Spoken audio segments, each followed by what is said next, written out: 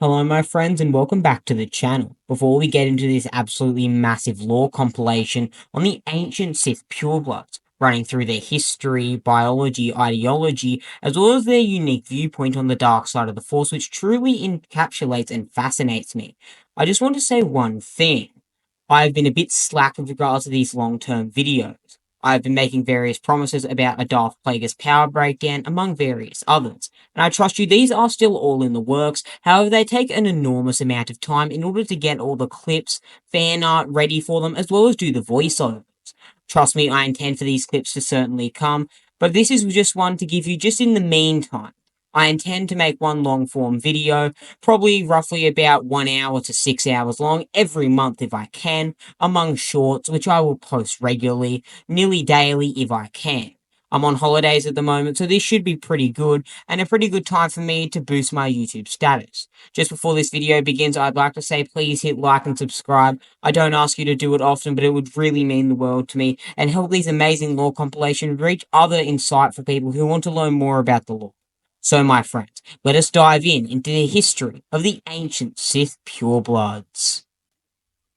The Sith, alternatively known as Sith people, Red Sith, or Sith Purebloods, were a species of red-skinned primitive humanoid beings that originated in the desolate world of Korriban, steeped in dark-side energy, for eventually resettling on the ice world of Zyos. Also distinct for their bone spurs, facial tendrils, and genetic predispositions toward both left-handedness and their mastery of the dark side of the Force in its more arcane and raw aspects. The Sith species coalesced into an empire first ruled by kings, the most notable of which being the Sith God King, King Adas, and later by Dark Lords. After the arrival of the human exiles on Korriban in 6900 BBY, following the galaxy-wide conflict involving the Jedi and the Sith that would come to be known as the Hundred-Year Darkness. Interbreeding and genetic manipulation altered the Sith species permanently for generations to come. Over the course of several generations, the original species became a hybrid race of Sith and human heritage, the bulk of which made up Darth Vitiat's reconstituted Sith Empire. Original Sith blood became a symbol of pride among the Sith, with the term Sith pureblood being used to differentiate those with a higher concentration of natural Sith blood, with one such Tenebrae, who would later become Emperor Valkorion and Lord Vitiat, being a Sith pureblood, due to the fact that both his father and mother, Lord Dramath and an unnamed Farwoman, were both descended from purebloods. With regards to their biology and appearance, the Sith were a proud and violent species of humanoids, primitive to the native planet of Korriban, a planet within their Horusset system in the isolated outer rim region called the Stygian Caldera. Sith possessed a larger than average number of individuals with the potential to use the Force in their species, with their average midichlorian count being roughly around 6,000 to 10,000, which was incredibly high for species regularly, with the only species that could perhaps rival this likely being the Killiks of Alderaan, or perhaps the Rakata of the Infinite Empire, with the Rakata of the Infinite Empire possessing an even higher natural force sensitivity than the Sith pureblood. However, the Sith purebloods' natural force sensitivity was so high that the entire species was considered strongly force sensitive and naturally attuned to the dark side of the Force. The abundant force sensitivity resulted from a symbiotic relationship formed over many millennia of practices and worshipping of the dark side of the Force and a pantheon of Sith gods, one of which included Typhogen, the left-handed god, and child of the Bedlam spirit Telotny, where they, unlike few creatures that inhabited the planet, derived sustenance directly from the dark side of the Force, and it empowered them in turn. Adult Sith characteristically had skin of a crimson hue, though infants of the species appeared a lighter shade of red. As we can see, the young Tenebrae, when murdering his mother and father, possessed this lighter shade of red. However, even though typically dark red, some members of the species retain more pink shades of skin tone in adulthood, specifically females. Sith had sharp, fierce predatory profiles, and features all over their bodies that distinguish them as some of the most feared hunters in the entire galaxy, including but not limited to bone spurs protruding from under their skin at various locations, like their elbows. Their bases displayed a notable pair of cheek tendrils that hung from their high cheekbones, which were present in basically all male Sith and even some female ones. Sith also had cranial horns that emerged from their skull, pointed teeth, simian mouths below their small noses, and glowing yellow eyes that were fueled with the rage of the dark side, covered by cartilaginous elbow stalks. In addition, some Sith had long bony chins, while others did not show this trait and instead possessed less prominent chins that receded from their mouth, Most Sith had 3 claw digits on each hand, and 3 on each foot, 2 forward facing and 1 backward facing. However, some Sith had 5 digits on their hands and feet, such as Seknot's Wrath. The Sith were commonly left-handed too, however this was not entirely ruled out as it was possible for them to be right-handed. As a result, their signature weapon, the Landvarok, was constructed only for their left-handed tendency, with the Landvarok being among the most devastating weapons that ever graced the galaxy in terms of hand-to-hand combat. The cheek tendrils on the jowls of the Sith that descended from their cheekbones displayed different expressions amongst their species through twitching and other movements, as it was speculated by the natural historians of the galaxy that this was originally used as a form of communication during escape and imprisonment. For example, slight curling of the tendrils showed the particular Sith was of a rejuvenated attitude, while stroking of the right tendril was an expression of thoughtfulness. Also, quivering of the tendrils could show signs of anger, as well as questioning expression when coupled with the raising of eyebrow stalks. The Sith, specifically the Masasai subspecies, the warrior class and lowest class of the Sith purebloods, also had very keen senses relative to those of humans, particularly their hearing, despite their small ears in comparison to many of the other galactic citizens. With regards to their hybridization as well as evolution as a culture and due to their physical features, the Sith were very unique in this regard. However, they were not unique in some aspects. After the arrival in Sith space after the 100-Year Darkness, which stretched from 7,000 to 6,900 BBY as heralded by Karnas Mur, Ajuntapal, Swords of Sin, and Zozer, who pioneered the dark arts as well as arcane dark energies and introduced it into the Dark Empire. Human Dark Jedi began to interbreed with the Sith for nearly 2,000 years following. Superstition, loyalty, and sympathy were bred out as the two groups interbred, and qualities such as cunning, ambition, and affinity to the Force were favored, which shaped Sith society over the centuries. During this 2,000-year period, Sith Lord Tulak Hord would grow to prominence, and presumably use Sith purebloods or remained of them at this point in his empire as a primary military force, using Dark Jedi and Assassins as more generals, very similar to the Jedi of the Clone Wars and prequel era. In the Sith Empire, as time progressed, pure-blooded Sith was steadily bred out, resulting in only a few pure-blooded Sith left in the Sith Empire by the time of the Great Hyperspace War, circa 5000 BBY. By 44 ABY, the true Sith species in the Empire were believed to have gone totally extinct due to the interbreeding process, with it being speculated by many that only a few, if any, existed across the entire galaxy, and they would soon die due to old age. Characteristics shown would be determined depending on how much time Dark Jedi or Sith blood possessed an individual due to interbreeding. By the time of the Great Hyperspace War led by Naga Sadow, the majority of the Sith within the Empire displayed many Sith characteristics and traits. It was common for Sith of this age, especially half-breeds like Ludo Kresh and Marco Ragnos, with Marco Ragnos being directly descended from the Dark Lords who originally landed on Korriban, to have 4 digits on each of their hands, more akin to humanoids. Although there were at least one who showed more than the average Dark Jedi traits like Naga Sadow, who had among the purest Jedi lineage with minimal Sith blood. Sadow showed many human features, including 5 digits on his hand and feet, as well as the absence of bone spurs and eyebrow stalks. However, he maintained qualities of the Sith species such as cheek tendrils, albeit shorter than those of purer Sith lineage such as Ragnos, Ludo Kresh, or Tenebrae, as well as the red-hued skin. However, it was more purple or more pink, as opposed to Ludo Kresh's blood-red color. However, some, such as the hybrid Sith purebloods in the Great Galactic War, showed even more dilute Sith characteristics than the likes of Naga Sadow.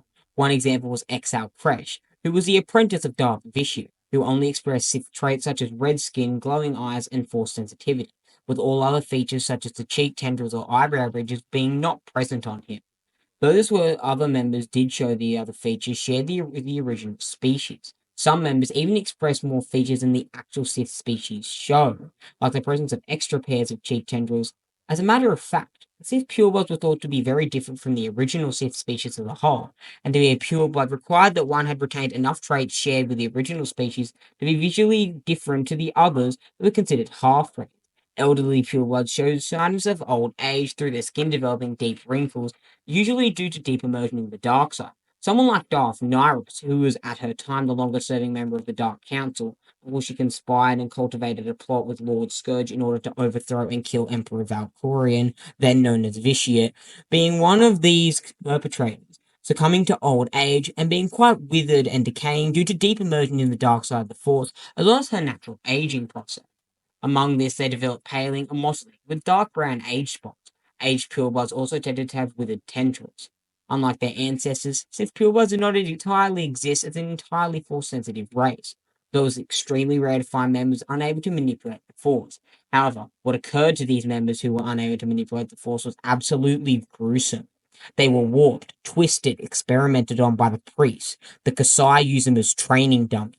Imagined human shields only experimented on by the pure power of the dark side of the Force. That was what happened to the 1 in a million Sith who had to be born without Force sensitivity. The extremes of hybridization was shown in an individual named Ebda Til, who was part of the lost tribe of the Sith around 4985 BBY, only 15 years after the lost tribe was formed. Though considered human, she had unusually pink skin and high cheekbones, akin to the Sith species, signs of the apparent Sith species ancestry. Further still, many of her so-called humans, crew of the Omen in the Lost Tribe at the time, had some degree of interbreeding with the Sith species, though they showed no morphology to suggest it. Their Force sensitivity, however, was the only known feature they retained from the interbreeding. After 2,000 plus years, deformities seen in the Lost Tribe were associated with being related to the Red Sith originally present in the Lost Tribe around its conception. And even in 44 ABY, many thousands of years after the age of Vitiate and prime era of the Sith purebloods, it was still possible, however, to find some traces of Sith DNA present in the members of the lost tribe of the Sith. However, it was extremely rare, and these occurrences were few and far between. By 3642 BBY, it was estimated that 97.8% of the Sith Empire's population had some amount of Sith ancestry, with notable Siths such as Darth Nihilus, Lord Scourge, and even possibly the Empire's Wrath being among the perpetrators and causes of this event. But the amount was usually insufficient to express itself in any noticeable way. The certain Dark Jedi traits inherited from the Dark Jedi Sith interbreeding post-100-year darkness were selected for by some individuals, claiming that they were the strongest because of it, as they possessed blood from both the native Sith as well as the original Dark Jedi, who they venerated as gods, even above the likes of King Adus. However, others were not supporters of this blood over Sith bloodlines, some being proud of their Sith traits and lineage, as well as despising any other species. And the inclusion in the Sith Empire from the review of the Red Sith, none other than themselves, should be considered Sith. Moving on to what is, in my opinion, the most fascinating part of this lore compilation, besides possibly the history of the Sith, we have their society and culture. As stated by Vestara Kai, the Sith had a strictly defined caste system, and there was no transitioning from one to the other once you were selected, very similar to the trauma that is school. Though they were in almost constant state of war and barbaric attacking one another, dividing themselves into nomadic tribes and clans, the civilization was actually quite sophisticated, especially in the early stages of the galaxy, hundreds of thousands of years prior to the Battle of Yavin. They saw these acts not as cruel or barbaric, but as safely basic aspects of existence. They were notable for engaging in supposedly primitive practices, such as sentient sacrifices in the name of their god, who, as I mentioned previously, Typho Gem was one of them. Their constant warring led to a dwindling of the population on the original homeworld of Korriban, as well as cultivating an intensely xenophobic society. Native Sith culture included the Sith, the consumption of blood soup, a rigid and stratified caste-based society, lived sentient sacrifices to the Sith deities, and use of ancient and arcane alchemy, as well as magic, most commonly practiced by the priests who were guarded by Masasai warriors. For the Sith, war and violence were just as much a part of their natural order of life as peace or serenity. Their social order was very rigid, and while many rose to the title of Sith Lord, only one, the venerated and feared God King Adas, attained the position of a monarch. Another aspect of the Sith culture, the creation of Sith holocrons to record knowledge, originates from their first contact with the Rakata of the Infinite Empire, who were trepidatious and fearful of the potential that the Sith could attain. As well as what they could do, they decided to branch out outside of Korriban, viewing the Sith purebloods as a genuine threat. One aspect that originated from Korriban was the position of a Shadow Hand, a title that was analogous to that of the Jedi Padawan. One of the oldest and greatest strengths of the Sith were their knowledge of sorcery and alchemy. This great power allowed them to accomplish great feats of raw dark side energy, such as causing stars to go supernova in the case of Naboo, leading to some of the most insane power feats in all of Star Wars lore, And trust me, if you want me to, I'll make an entire video detailing the pure power of the Sith Purebloods, as it is absolutely mental.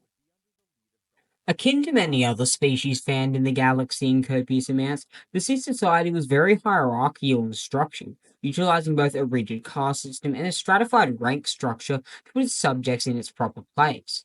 Due to how long the Sith society had separated the Sith into castes across approximately 100,000 years at minimum, each caste is sometimes referred to as a subspecies of Sith, with the Masasai caste, the warrior caste, even inventing their own language in order to communicate with each other more fluently, with them being so separated from the other Dark Lord. All Sith castes were red-skinned humanoids with distinctly sharp, predatory features and a tentacle beard. Amongst the Sith, the stroking of a right cheek tendril was a sign of thoughtfulness. After interbreeding with Dark Jedi exiles, the original members of these species became known as Red Sith, with their caste system including the skilled and intelligent Zaggurat caste, the priestly Kasai caste, and the warlike Masasai caste. However, something I find uniquely interesting is Naga Sadow's view on the Masasai caste. The quote goes as follows: "In times long past, the Sith race proved malleable, splitting into a meek and servile slave class, an intelligent and nimble engineer class. Others interbred with the early exiled Jedi, like the ancestors of Ludo Kresh, watering down the powerful bloodline. But most useful of all were members of the vicious Masasai warrior caste. This is the thing that I find interesting. Naga Sadao, who is much more of a force imbued actor and much more powerful in the force rather than his combative prowess, although he did still hold his combative abilities among the majority of Sith through his time as they rivaled Ludo Crashes, who was no small combatant either. Naga Sadao praised the Masasai caste, likely due to the fact that he single handedly heralded the Great Hyperspace War and he needed foot soldiers, with him seeing them the Masasai, making up the bulk of his military, he likely saw them as the key to his ultimate victory. However, let's continue and create a brief breakdown on each one of the castes. The Zaggurat caste were notably loyal engineers who built and maintained Sith technology, including droids, starships, and tombs, among various others. The Masasai caste were the warrior caste of the Sith. This is because the Masasai tended to be taller and more muscular, as well as physically stronger than other Sith castes. This combined with the natural Sith aggression made very efficient and vicious soldiers for the Sith military.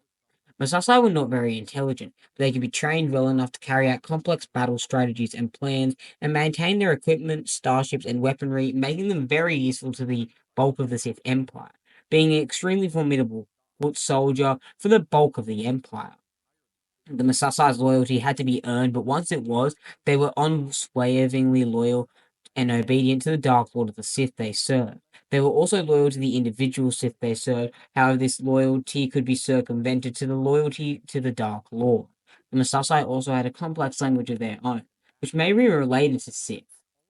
The Kasai caste were the priest caste in the Sith caste system, and were known to study the nature of the dark side of the Force, as well as generating various spells, talismans, artifacts, as well as various dark side arcane practices, including Sith magic and alchemy. The Kasai were just as ruthless as the Masasai. They were more intelligent, cynical, observant, cunning, and lacked the physical advantages the Masasai possessed. However, they were equally as dangerous as the Masasai. While not a full class like the others, slaves still occupied an important part of the Sith social order. Slaves could be a myriad of species ranging from Herglick, human, Murslai, their own kind. Slaves were typically referred to by the scornful epithet Grotu, and the Sith slaves among them were a meek and servile subspecies, the lowliest in the Sith hierarchy by far. Pureblooders among them had only 3 digits on each hand, unlike the other subspecies.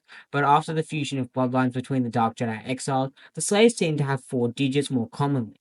They worshipped the Sith Lords as gods and were often used as sacrifice at altars to the gods.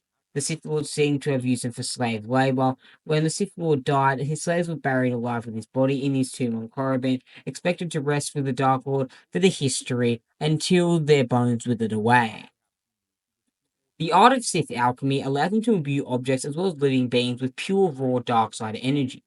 Due to their great skill in sorcery and magic, as well as pioneering the modern era of Star Wars magic and sorcery as we know it, the Sith often crafted and meticulously created talismans in order to focus their connection as well as to further tap great amounts of dark side power.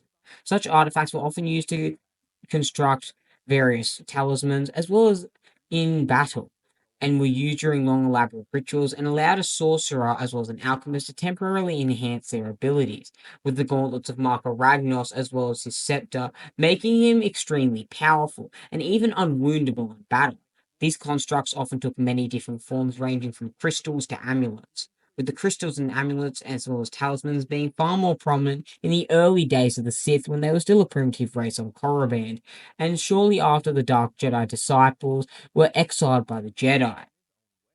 After encountering Jedi who attempted to use their talismans for the light side of the Force, the Sith developed ensnarement talismans, which, when used, turn their users to the dark side of the Force, corrupting their light side intentions. This in turn led to Sith artifacts being outlawed following the destruction of the Sith. In addition to these artifacts, the Sith long ago developed healing talismans after a revolt led by Sith Lord Naga Sadow, in which led the pureblood Sith finding means to provide an advantage to their faction. Healing talismans work by quickening natural healing processes, very similar to a handheld Bacta tank, but at the expense of the user's connection to the Force, with it being very drainful of the user's connection to the Force, even though the power to use it was within an amulet. Another talisman was the shield talisman, that worked by absorbing any form of energy attack that used it as a power source for the relic. Following the destruction of the Sith Empire, the Jedi discovered that talismans were very difficult to destroy, due to their different means employed in obliterating them. With some made use of the destruction of physical components, while skilled Jedi masters were sometimes needed to remove the reservoir of dark side energy in the relics, and some were even capable of being destroyed by dark side only, with some Jedi even having to delve into the dark side in order to destroy this meticulous artifact. With more often than not, this led to Jedi falling to the dark side. However, none were notable enough to be written down and accounted for. This led to certain talismans being hidden, while others were placed in hazardous locations, such as the nebulas or stars, in order to prevent them from falling into anyone's hand. One of the greatest examples of this, in my personal opinion, is during the prequel era, where the holocron of Lady Zozan, one of the original 12 Dark Jedi exiles on Korriban almost 7,000 years prior, was thought to have been locked up in the forbidden section of the Jedi Archive, when in reality, Darth Sidious possessed the holocron, as he had come across it sometime prior to the Phantom Menace, along with his master Darth Plagueis. And the holocron that the Jedi currently had sealed in their vault merely possessed an aura of dark side power, an inkling, if you will, and acted as a spy for the Sith Bainite for over 1,000 years. Talismans were not the only force-empowered and augmented artifacts that the Sith were capable of crafting. They had long ago learned the usage of the Force to create ripples that could be sensed by others who possessed their natural affinity, which led to the creation of Force masks in order to hide this emanation from others. A similar ability would be used by notable Sith such as Darth Vitiate, Malgus, and Sidious multiple times. In addition, they are also capable of creating potent toxins, such as Sith poisons, which they often laced over goblets during a dining session with a rival Dark Lord in order to get a sneak attack and kill them, that weaken their targets from the influence of the dark side as well. While there were many forms of common artifacts used by the Sith, there were certain relics that were unique and created by individual Sith Lords that tended to be far more powerful and formidable than your average amulet or crystal that I mentioned previously.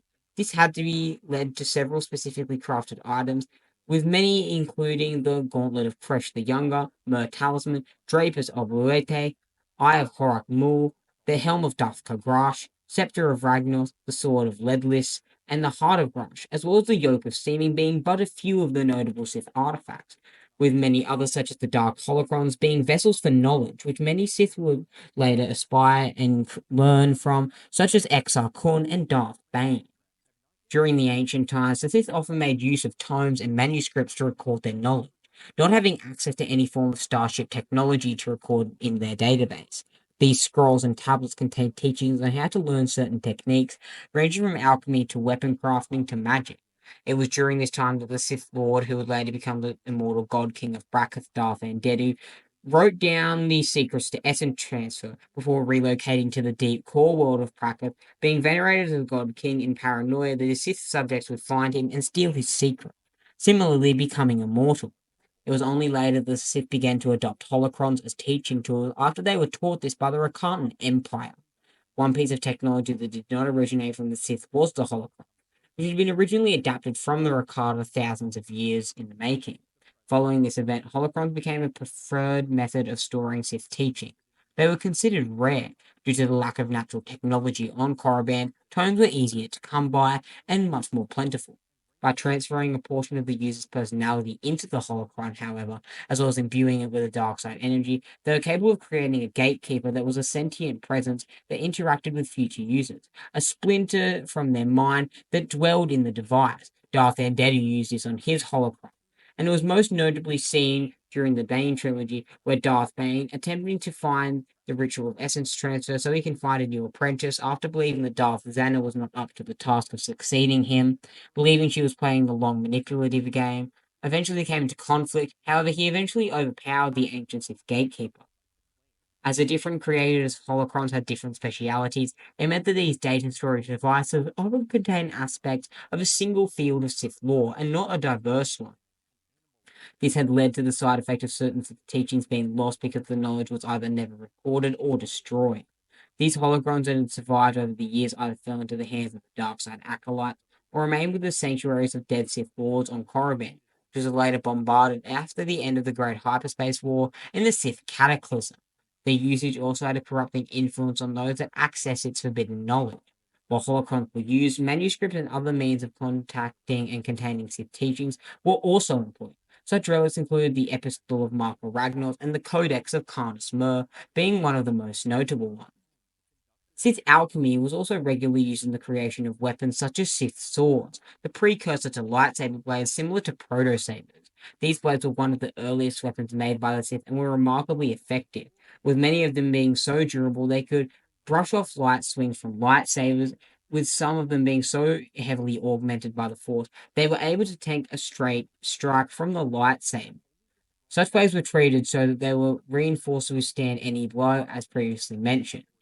The unique creation also meant that they were capable of surviving for thousands of years and in perfect condition. Similar to the armor of Ward Null, which was discovered around the prequel era, the ancient Sith Lords of Zias were known to have made use of Cortosis weed to create Sith Tremor Swords, a powerful vibroblade melee weapon. In addition, they made use of Sith alchemy to enhance the strength as well as the destructive capabilities and power of the blade weapons such as the Sith War Sword, which is heavily explored in the Book of Sith, one of my favorite lore books of all time.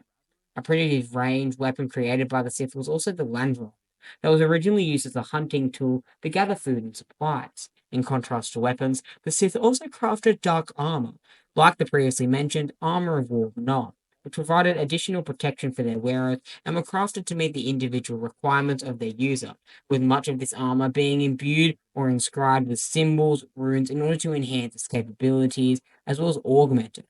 Or, however, there was also the slight chance that they would boast about their achievements as well as their kills by inscribing them onto the armor.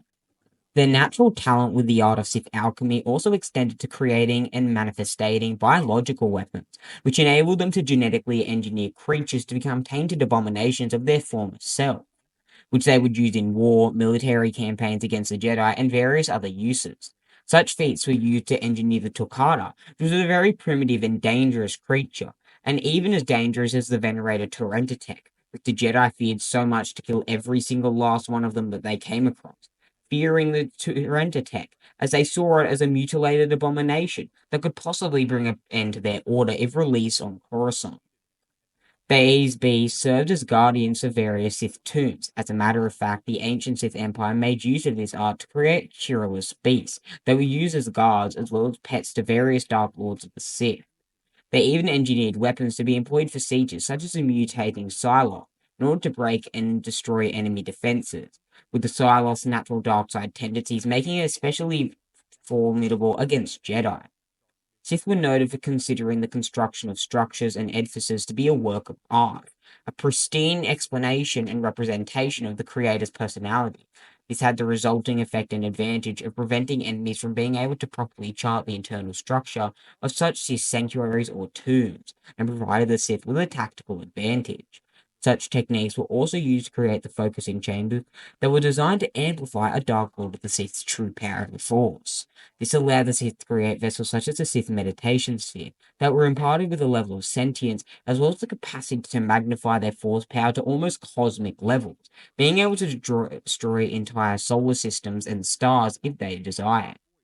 Grander scales of their technological abilities included the creation of force-empowered super weapons such as the Dark Reaper that was constructed during the years of the Great Hyperspace War during the reign of Naga Sadow and was almost rediscovered by both Darth Malgus and Darth Tyrannus during their respective eras. With regards to the Sith Purebloods history, there is actually quite a lot to say, although still a lot of it is shrouded in mystery, and during my upcoming expansion of this lore compilation when I finish reading Supernatural Encounters, I will certainly be able to flush out this section a bit more. Sith civilization evolved on the planet of Korriban, leading barbaric and hedonistic lifestyles while utilizing the dark side of the Force due to their natural affinity for it. The Sith had a natural symbiotic relationship fused with the dark side from their early civilization. They fed on it, and it empowered them, allowing them to go days without eating any food or water due to the pure sustenance the dark side provided them, and developed perfect and perfected techniques of the dark side through this sustenance that were once thought impossible, such as the art of Sith sorcery, pioneering this art which would become one of the most horrific arts that would ever be used by any sort of Force sect. Though they had immense power, the Sith were not united, and lived in various tribal circles led by one or more Sith sorcerers who were responsible for the safety and protection of their people. They were led by the sorcerers due to the fact the sorcerers were often seen as the more powerful of all of the groups, with the Masasai protecting the sorcerers at all costs from other tribal circles. This state of constant war between the Sith nations on Korriban was common in their society, but this existence was treated as one on par with peace and serenity by the Sith people, seeing it as natural as life, with violence being a central part of their ideology. They did not or could not differentiate one state from another, and this, including other barbaric practices, were accepted into Sith society as not being antagonistic or contrary, but integral to the very continuation of their lives. If they did not have violence, the dark side was not able to fuel them, and if the dark side did not fuel them, they would most likely nearly go extinct in the early stages of their development. They could not see these barbaric practices as anything unnatural, as they undertook them as anything else but their only way to live, their ultimate existence. Sith civilization, described as such, was said to have begun around the year 100,000 BBY. However, the Dark Holocron contained Sith lore and forgotten histories that dated back even further.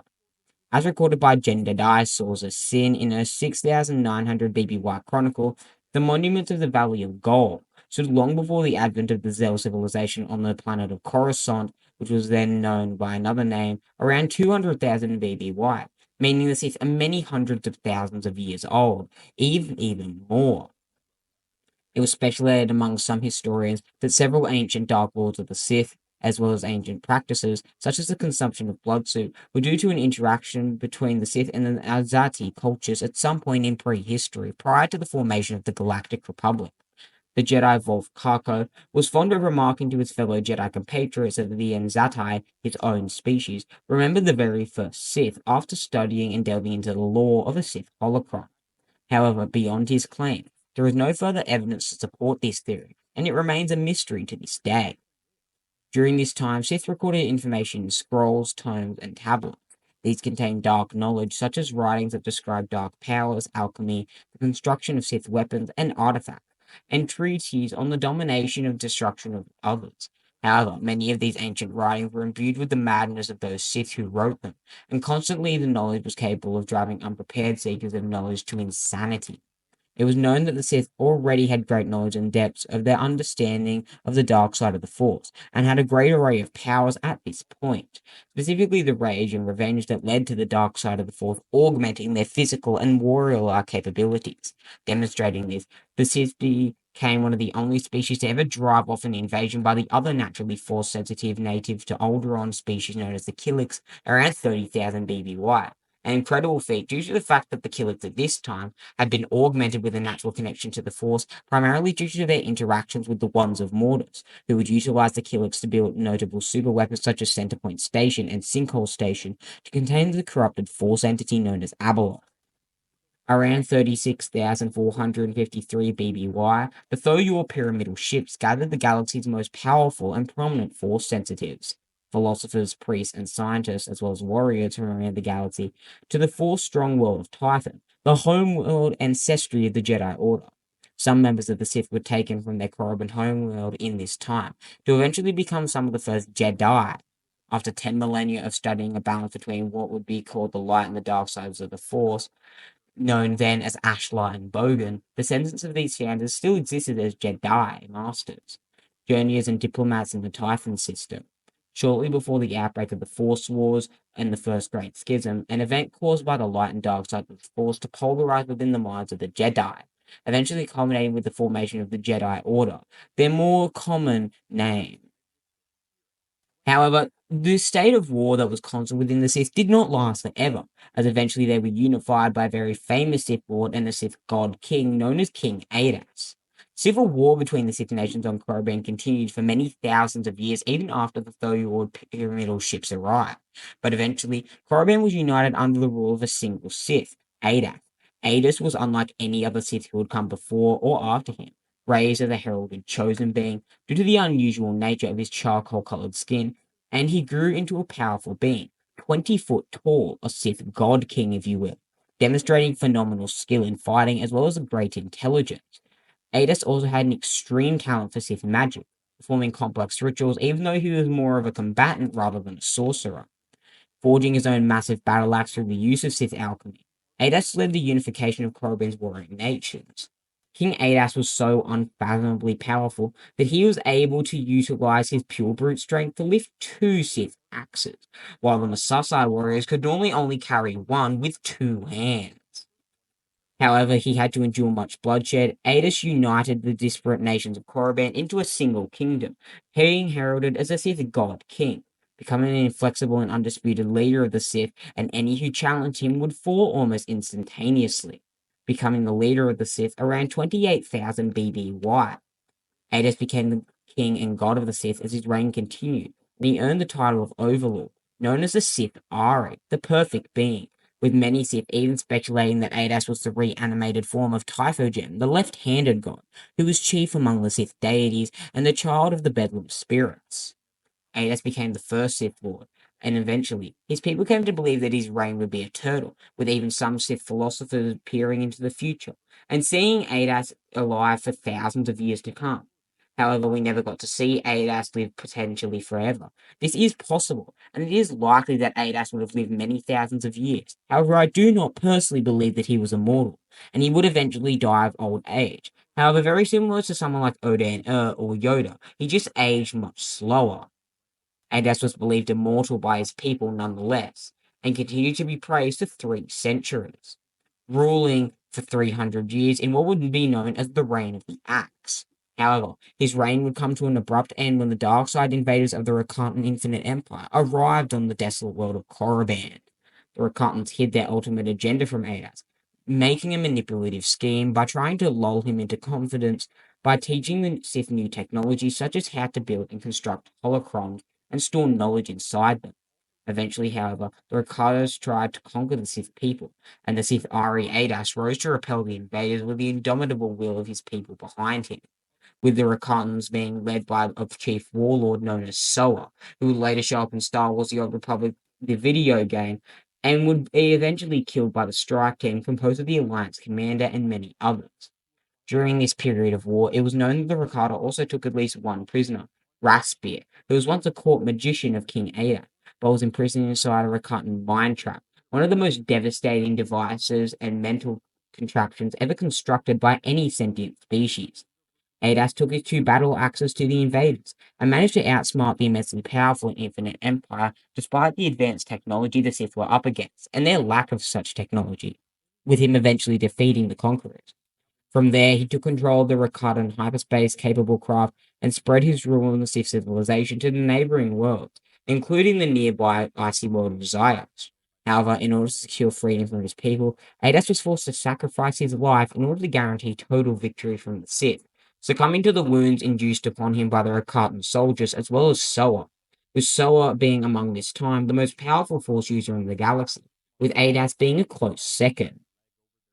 With Adas's death and the absence of his unifying influence that provoked all of the Sith into a sense of unity with him and the dark side of the Force, the Sith once again almost instantly plunged into the previous state of war, where reigning combatants arrogantly proclaimed themselves as the new Sith Ari and heir to King Adas.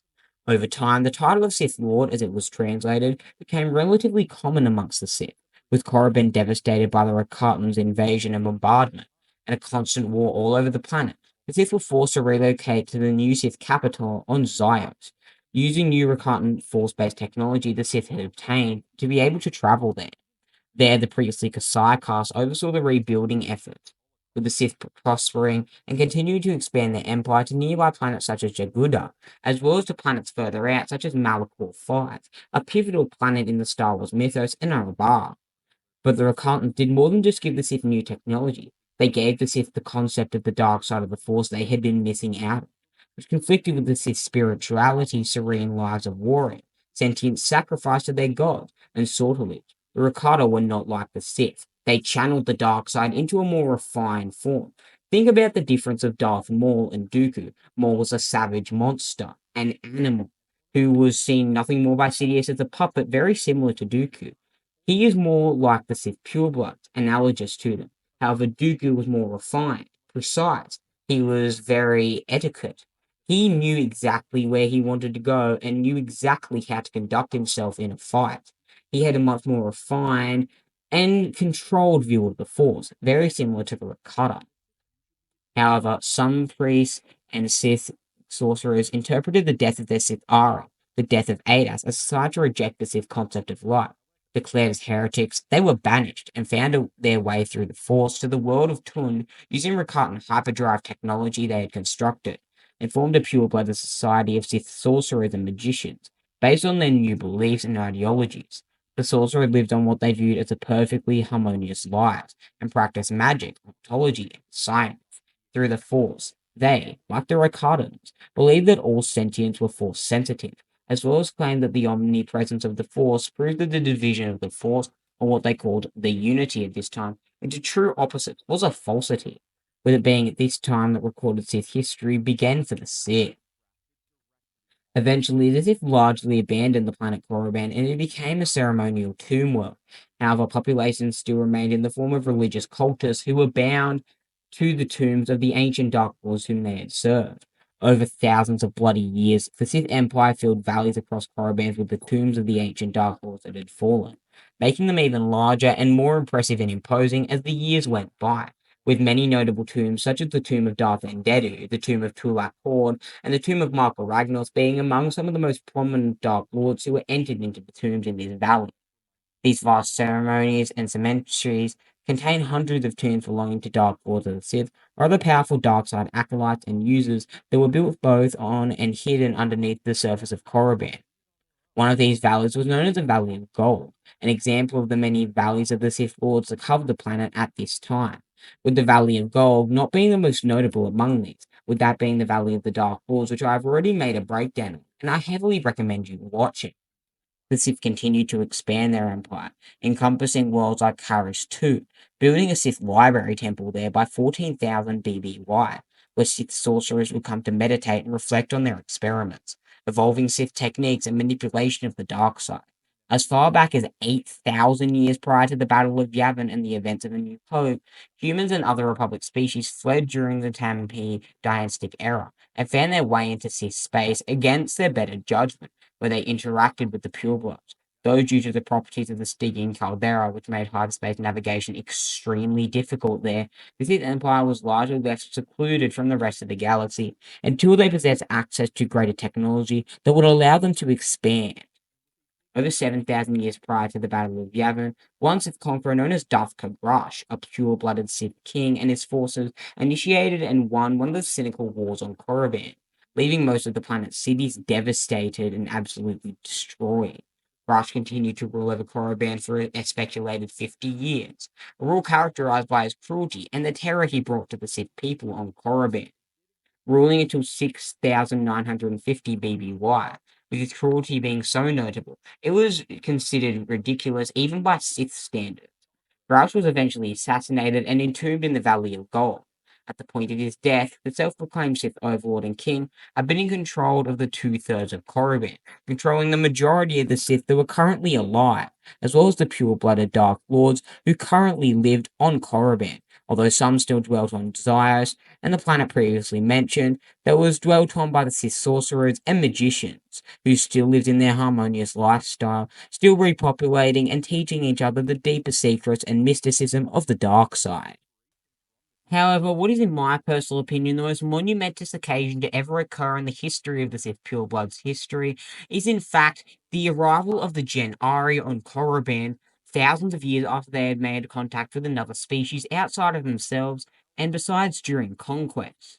Around the time where Sith Purebloods were starting to get angsty and starting to become more combat oriented rather than shamans of the dark side's will, in Republic space around the same time, some of the more ambitious Jedi in the Order opened themselves up to the flowing energies of the dark side, experimenting with it, and found they could use it to literally bend life itself, able to transform, mutilate, and mutate creatures to their will to create vile beasts of pure dark side energy. These fallen or dark Jedi, as they were known at the time, had previously conducted their studies in secret, but were persecuted for their beliefs and defying the Jedi High Council.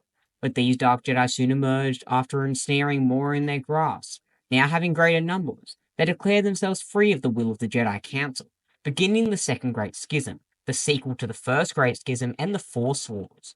3 years later, they rebelled against the Jedi Order as a whole, and a war erupted between the two factions, with the Jedi constantly battling against these dark Jedi, forbidding their experiments and practice of the dark side knowledge, seeing them as unholy and against the will of the Force.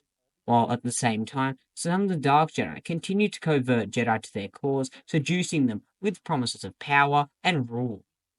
The war between the Jedi and the Dark Jedi, which would stretch for over a century, eventually known as the Hundred-Year Darkness, was finally ended at the Battle of Corboth, where the Jedi, who were no more numerous at the time, overwhelmed the Dark Jedi and forced the survivors to surrender, among these being Ajunta Powell, Carnus Mur, Source of Sin, Lady Zozan, and Romulus Draper.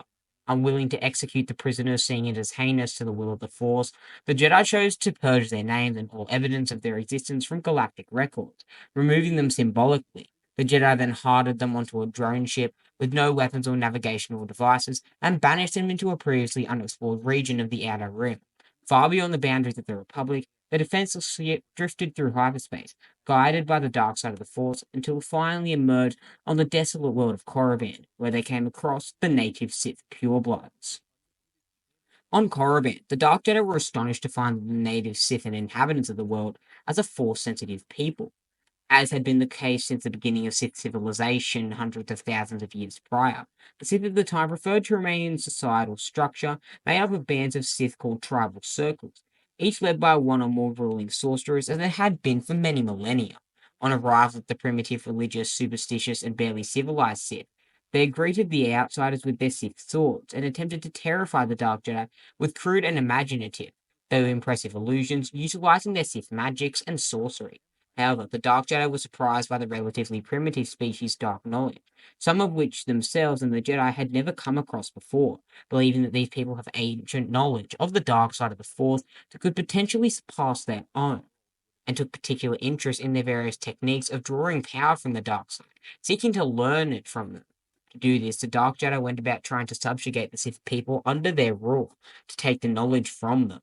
Protective of their secrets, the Sith felt that they should prevent the outsiders from obtaining their dark secrets, and struck back at the Dark Jedi, trying to prove themselves as warriors, and drive the Dark Jedi away. But the Dark Jedi eventually proved to be far more cunning, intelligent, and manipulative, and stronger than even the greatest sorcerer of the primitive Sith on the planet. And with their force abilities, lightsabers, and superior technology, they continued to persist.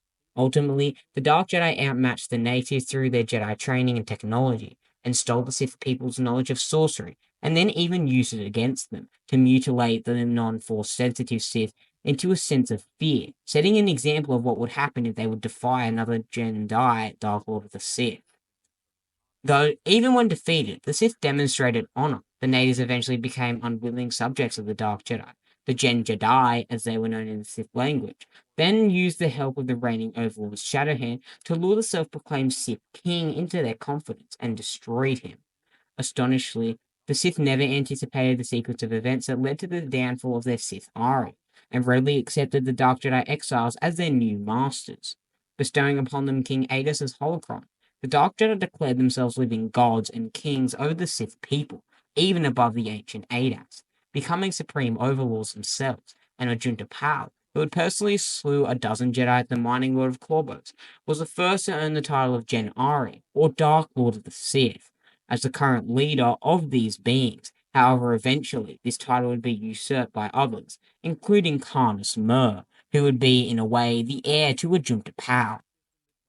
The Sith Purebloods religion now was dead set on honoring their new masters and the usurpers to their new king.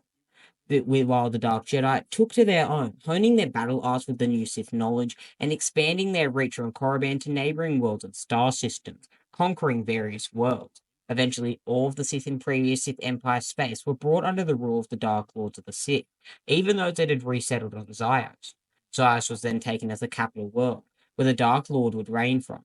At this time, a junta Pal, with fortresses being built with towering spires from which the newly proclaimed Sith Lords ruled. New starship and weapons were constructed, and with a new knowledge of Sith alchemy, new creatures were produced, more terrifying than any the Sith purebloods had created in centuries. The influence of the Dark Jedi on the Sith peoples even managed to benefit the already awe-inspiring Sith architecture. The new Sith Lords felt the Sith culture suited their philosophy well, and under the rule of the Dark Lords of the Sith, the crude, rigid, and highly stratified Sith caste system remained in place, based off the Sith's many subspecies that remained indifferent to the Dark Jedi. Particular interest was given to the Masasai warrior caste, an interest shared by Sith Lord Naga Sadao, who would be alive almost 2,000 years later, which the Sith Lords used as foot soldiers for the new developing empire. Armed with the new Masasai warriors, weapons, and sorcery, a number of ambitious Sith Lords sought revenge against the Republic, analyzing the navigational computer from a ship that had brought them to Sith space itself. These vengeful Dark Lords reprogrammed it for a trip back to the Republic, against Dark Lord Ajunta Pal's wishes. These lords and the new armies were not heard of again in Sith space, and failed in their attempt to conquer the Republic, only succeeding in revealing to the Jedi that the Dark Exiles had survived in an unknown region called Sith space, and had took to calling themselves Sith after the people that they now ruled. The Sith Lords that did not go back to the Republic, however, found that other than being able to produce new creatures alchemically, they were able to produce offspring when the Sith people via alchemical means, starting with the Masasai subspecies. So these remaining lords mingled their Jedi blood with the Sith people, and for almost 2,000 years, this process would continue, with characteristics such as superstition, loyalty, and sympathy being bred out due to the combination of Jedi, or I should say Sith, and Sith pure-blooded blood.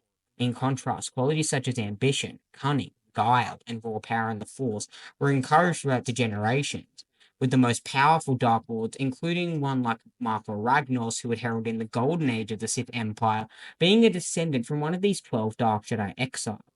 Soon the elite ruling Kasai caste in the Sith Empire was almost entirely made up of ruthless, ambitious, and powerful hybridized offspring of the Kasai priests and the Dark Jedi, extending their knowledge and interbreeding species.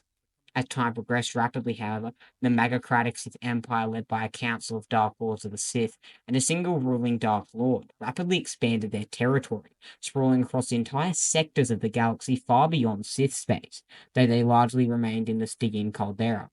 As they expanded, the Sith came into contact with various planets, and as a result, Meek, Arcanan, and Kroskian cultures all shows hints of Sith influence and impact. They even came across Tund, where Sith human hybrids settled alongside the pure-blooded Sith sorcerers that had found their way there millennia prior.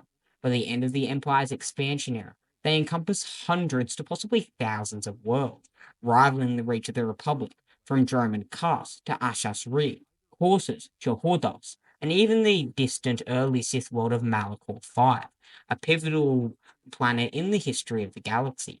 Each of 10 Sith Council members were also personally in control of a dozen worlds each, and less more.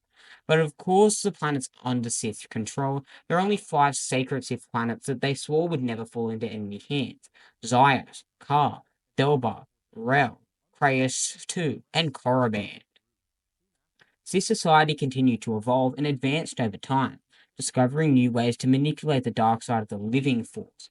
In their new ordered and hierarchically structured empire, ruled by militarism and reverence for the dead, the Sith existed in a state of continual conflict with the Sith Lord, raising private armies against their rival lords in an attempt to overthrow them, in an effort to gain the position of Dark Lord from the reigning ruler. Most inhabitants lived in rigid, caste-determined lives that still continued to exist after the union of Jedi and Sith blood. Grottu spent their lives working hard to build tombs for the lords once they eventually died or were betrayed by their fellow lords, with many millions dying over many years in numberless violent wars within the Empire due to infighting, which eventually Darth Bane, the Sith Ari, the true Sith Ari, would eventually try to exterminate. Sith lords were preoccupied with warring against one another and cowing other civilizations within their range. As a result, not much attention was given to expansion into the Republic, and travel between it and the Empire was extremely rare, if not unheard of.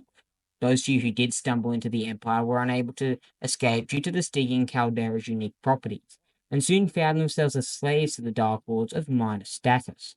Over generations, the rulers of these immigrants would continually change, and eventually they would forget where they came from altogether and call themselves Sith too.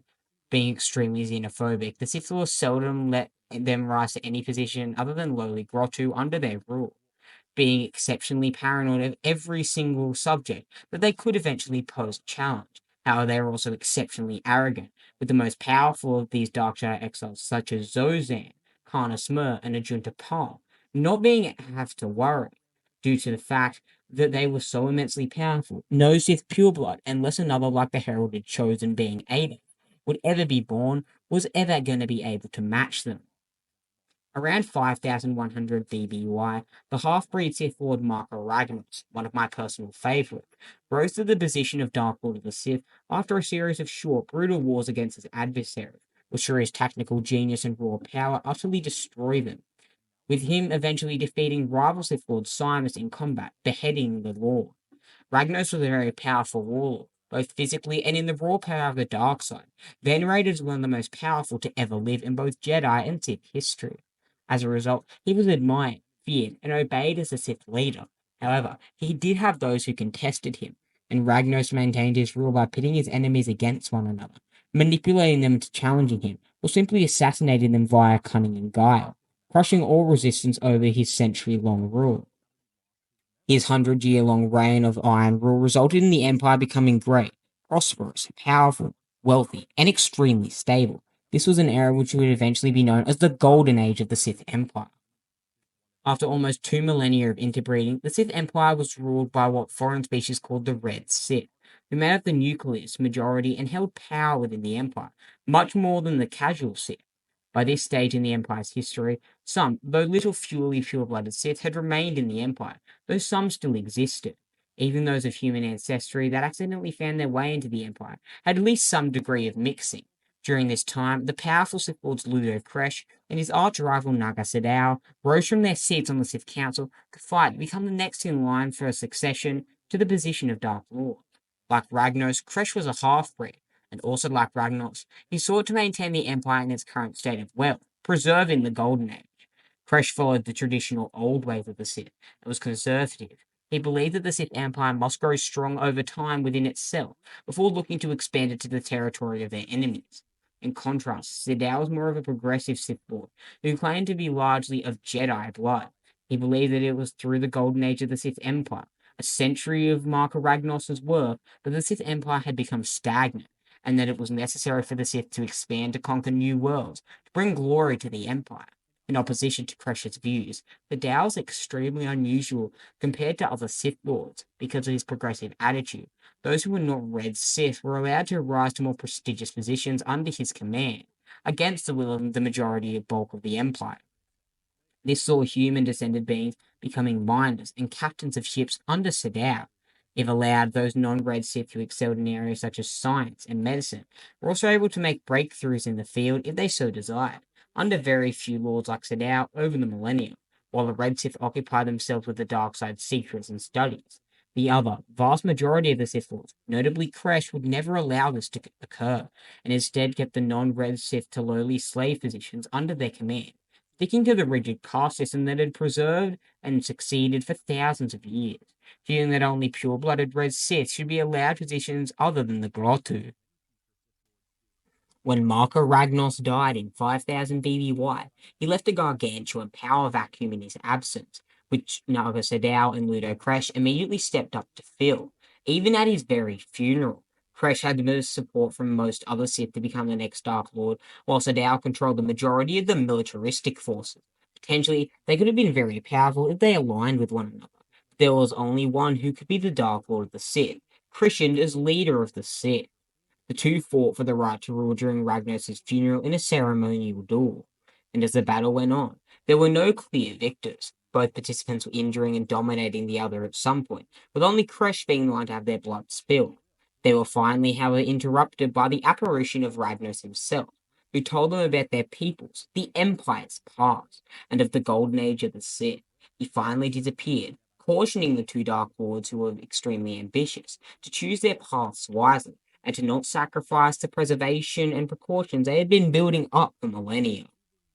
At that moment, a misplaced hyperspace jump would change the course of galactic history, with a ship carrying the two hyperspace explorers Gav and Jory Daragon arriving in the Valley of the Dark Lords from the Republic. They were instantly seized by the Sith and put into the prisons of Zyos. Kresh and the Sith Council eventually decided they were to be executed. Sadao, however, utilizing his manipulative mastery, saw the two humans as the key to expanding the Sith Empire into the Republic, and secretly rescued the prisoners, killing old Simus in the process, the former rival of Marco Ragnos, to make the event seem like a Republic attack. The Sith Council believed his trickery, and thought that the majority of the Council voted Sadao as the new Dark Lord of the Sith. Kresh was outraged, not accepting Sadao's new status. He declared that he would be the true Dark Lord before he and his followers stormed out. The Empire was then split into two under Kresh and Sadao, igniting a civil war within the Empire as they started the Great Hyperspace War. Kresh, however, eventually discovered Sadao's trickery, and he and his factions launched an attack upon Sadao's favorite fortress on Kar Del Bar. Little did he know there was only a decoy fortress, and once Kresh's forces thought that they had destroyed Sadao and all of his relics and forces, Sadao's fleet emerged from the dark side of Kar Shian, Kar Dablar's moon, where his real citadel was located. In this surprise attack, he caught Kresh's forces off guard and forced Kresh and his remaining followers into a full retreat. During this time, Sadao had Jory Daragon fly back to the Republic on the Starbreaker 12 with the tower attaching a tracking device to it, giving them a route into the Republic's core. Sadao then gathered up his forces from all over the Empire to Kar Del Bar, preparing for the invasion of the Republic. However, Precious Sith appeared above the meeting and sent down a message to the Sith Lord there, warning them of Sadao's trickery and deception, and the doom he thought Sadao would bring into the Empire. In order to block the transmission, Sadao had Gav Daragon activate the automated systems, destroying Kresh's ship in the process, and supposedly killing him along with it. With Kresh presumably dead, Sadao had no other rivals to stop him from invading the Republic, and set about organizing the invasion forces, and what would become the greatest failure in Sith history, the Great Hyperspace War. A vision turned to madness. Sadao's invasion forces gathered together from the far reaches of the Empire and converged on Kar Shian, from starships to the Masasai ground troops, and finally jumped them into hyperspace along the Daragon Trail towards the Republic. The Sith forces homed in on the locator above Starbreaker 12, coming out of hyperspace around the unstable red supergiant star Primus Gollard. There, Sadao signed a mining flotilla and their crews to mine lignin crystals from Phaegon 3 for the upcoming Battle of Kirek. A few months later, he deployed his forces simultaneously to consume the entire Republic, while he held back at Primus Gollard in his meditation sphere. Sadao knew that the Sith did not have the numbers to defeat the Republic Navy as of yet, so he relied on sheer surprise, and also to cast Sith illusions through Sith magic via his meditation sphere to make the invasion forces seem even more gargantuan in number and proportion than they really were. An extremely useful tactic, and one that worked exceptionally effectively. The Sith Empire took the Chorus system by surprise, exhausted until the recent unification wars, with Chorus Major Kirek and all other planets under Empress Teta collapsing under the seemingly infinite forces of the Sith, or at least that was projected by Sadao. The Sith hastily moved along the Chorus trunk line to overwhelm Foros, then Coruscant, Kalaex, Metalos, Basilisk, and eventually Sharkan, where the Republic shipyards were stationed. The Republic defenders struggled against the unstoppable forces of the Sith and their unique weaponry. On Coruscant, the Jedi on the planet had been cautioned of the impending Sith invasion by Mehmet Nadil through Jory Daragon and Jedi Master Relin Drur, but they could not prepare in time for the attack. Led by Sith Lord Shah Dakan, the Sith landing forces there forced their way into the steps of the Senate Hall, where the last band of Jedi continued to repel the waves of Sith's onslaught. However, on Chorus Major, Gav Daragon had been made commander of the armies taking over the planet, the most foolish move ever made in Sith history, and was now betraying the Sith after the death of his friend Araba the Hutt. He flew back to Primus Golod and fired onto Dao's meditation sphere, hoping to break the Dark Lord's concentration just long enough to boost the Jedi's morale.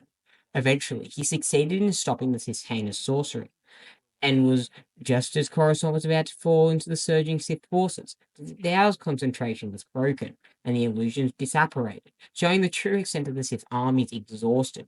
The Republic forces there launched a counter-strike with what they had left of their military on the confused Sith, pushing them back into a retreat. On Kirak, the Sith swarmed and continued to break through the planet's defenses. In the attempt of battle meditation by Jedi Oda and Earth failed to have an effect on the single-minded Masasai in their raid. But like Coruscant, the Sith push was eventually slow. The Celagon Jedi Master Uru released toxic cyanogen gas to poison the area with Sith in it, sacrificing his life in the poison. But still, the Sith continued to push forward. At this stage, the chance of the victory for the Sith seemed extremely slim, and when reinforcements from Ronica arrived allied with the Kirak defenders, their chances diminished even further, with the Sith retreating and the Republic allied forces emerging victorious, with once again the fullness of Sadao showing truly, as he was truly an idiot in terms of the Sith. Following this, Republic forces and reinforcements from Anaxis gained confidence, with the sudden disappearance and disappearance of their Sith forces, and pushed back the retreat Sith Armada back to Chorus Major. Also, Jory Daragon, who was at the death of Araba, followed Gav from Chorus Major and called on Empress Tita's fleet for aid. The Teton and other Republic forces allied with them emerged from hyperspace at Primus Golod to confront Naga Sadao and the remnants of his recalled forces. Sadao had previously tricked Gav Daragon and was now on his Sith battleship, while he left Gav trapped on his damaged meditation sphere. The Republic and Sith forces clashed before Sadao caused the red supergiant star to go supernova, killing Gav Daragon in the process, while he and his remnants jumped back into the Sith Empire and Sith space. In Sith space, alive and well, Ludo Kresh had survived. He had since garnered his own pot of forces, rallying those Sith Lords who had chosen to remain behind and not participate in Sadao's foolish conquest, as well as promising them wealth and power under him if they allied with him against Sadao. Consequently, with their support, he seized power to become the reigning Dark Lord of the Sith Empire, while Sadao was out trying to expand into the Republic. When Sadao arrived back at Korriban to try to drum up more Sith forces for an attack, Kresh revealed himself. Sadao was informed that the title of Dark Lord had been stripped of him, and now Kresh used a decoy ship to stage his own death above Kar Del Bar. Dark Lord Kresh then went on to exile Sadao from Sith space permanently, with the two Sith fleets clashing in a battle of pride, with Kresh devastating Sadao's damaged forces. However, the battle was ended when Sadao ordered one of his doomed ships to crash into Kresh's flagship, killing the Dark Lord. The remnants of Kresh's armada held back, choosing not to continue fighting Sadao's forces after seeing the pure insanity this Sith possessed. Immediately following, the Republic forces who had followed the Daragon Trail into the Sith Empire came out of hyperspace near Sadao's battered and bruised fleet, shortly following his skirmish with Kresh. The Republican fleet devastated Sadao's, taking victory against his personal fleet. And after Sadao refused Empress Tita's offer to surrender and to permeate peace, he made a barricade with his remaining ships and set course for the Denari binary stars. He then used the Force and the remaining power he had aboard his ship to cause a supernova in each of the stars, escaping and eliminating his Republic pursuers in the process. With Sadao thought dead in the explosion of the stars, Empress Tita recalled the Republic fleet and left the fragmented Empire on Korriban. At this point, the Empire posed no visible threat to the Republic. However, the current Supreme Chancellor, Paul Timo, was unsatisfied. He soon ordered an invasion of Sith space to annihilate every single remnant of Sith civilization entirely, and ensure the Sith never returned. It was the Republic and the Jedi's mission to ensure no remnants of the Sith Empire would ever be discovered again. In effect, hundreds of Republic warships invaded the Stygian caldera to take on the disordered Empire. Still in turmoil following the death of their Sith leader Ludo Crash, the Jedi Order also invaded their Jedi shadows and sought to destroy all they found of Sith teachings and ways, though some of their ranks denounced this need to destroy. The Jedi and the Republic destroyed the Sith Lords, their artifacts, talismans, strongholds, and even tombs, eventually driving the Sith to the point of surrender. The only thing keeping them from surrendering was their pride. During this period, the Jedi would use a unique way to combat the Sith. Instead of inducing harm through physical means, he chose to take the power of any individual Sith away, stripping the Sith of their usage of the dark side.